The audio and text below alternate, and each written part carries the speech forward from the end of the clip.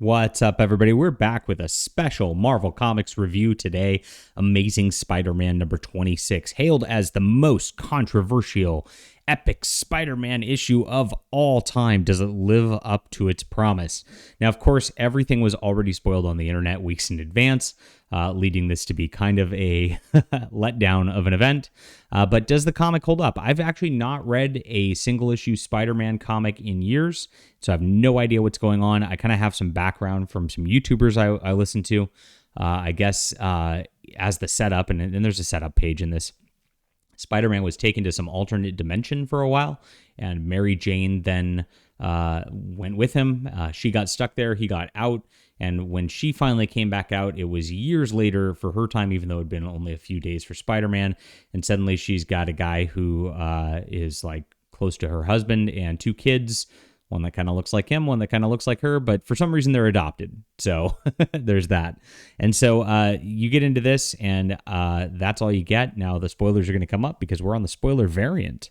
Now the spoiler variant already has a spoilerific cover. Now this was out on the internet like this. This is the interior cover. I don't even know what to think about comic book things these days. So they've got this on it, but you immediately know the entire story the minute you turn the page. Yes, Kamala Khan, Ms. Marvel is dead. Oh no, comic book fans. If you're a big Spider-Man fan, that obviously hurts the worst because she was such an integral part to Spider-Man history. I don't know. To me, it's an obvious marketing ploy. They have the Marvels coming up, so they want to get Kamala Khan somehow circulating on the internet virally and the news virally, so they want to have some buzz going around about the character. And then, of course, everybody next is going to be going, oh gosh, how can they leave the character dead when there's a movie coming up? So all of that's going to be done in the next months, and I'm sure she's going to come back around movie time. It just makes sense that way. And so here it is. And this is the, I guess, alternate variant cover, which has all this. Now you got some Fantastic Four in here. You got a weird character who's like, goes by Norman. I guess he's some kind of like goblin version variant from an alternate dimension.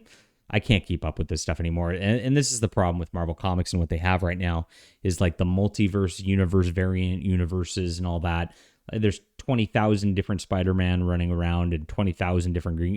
It's none of the characters are special, and you can't keep track of who's who anymore, or who's alive or who's dead anymore. It doesn't make sense. Kamala Khan can jump out of a portal tomorrow, and suddenly she's the real Kamala Khan, and this was just a different dimension Kamala Khan at this point. It's silly. So there you go. So let's get into the spoilers here for a bit, and very interesting ads in the comic. I've not read a comic book with ads in a long time either.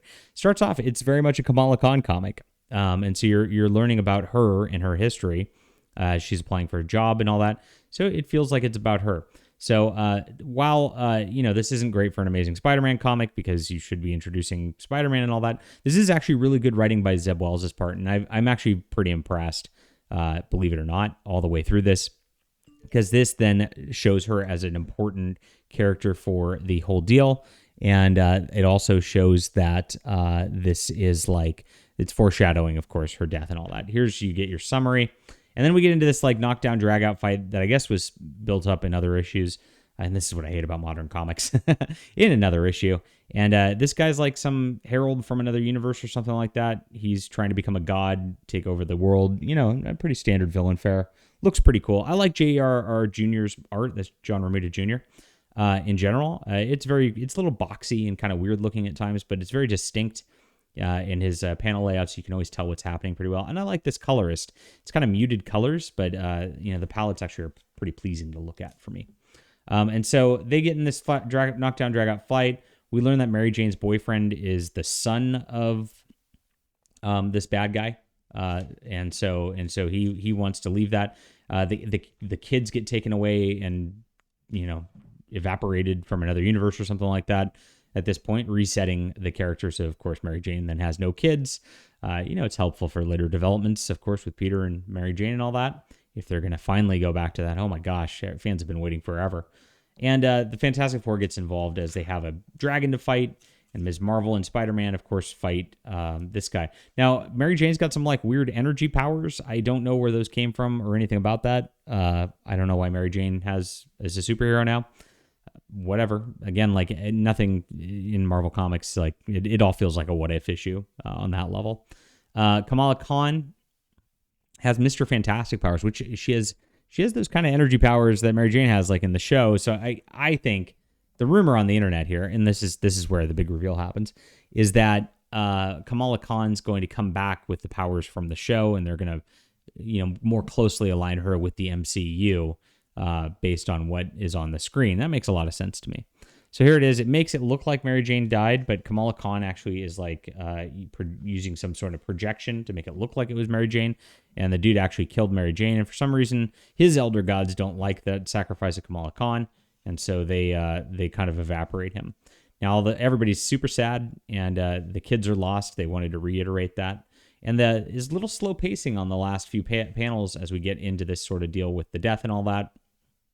But it works really well. It's pretty well written. I'm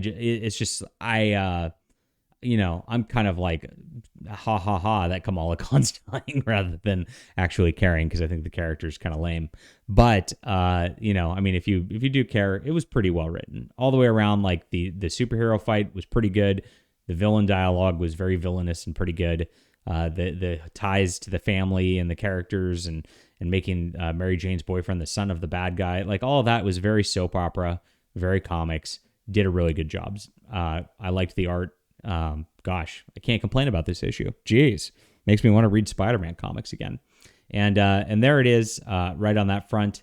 And then of course we get a bunch of like advertisements for Kamala Khan death issues. Now there's a little letter about Kamala Khan here, and Zeb Wells tries to like soften the blow for people who actually care.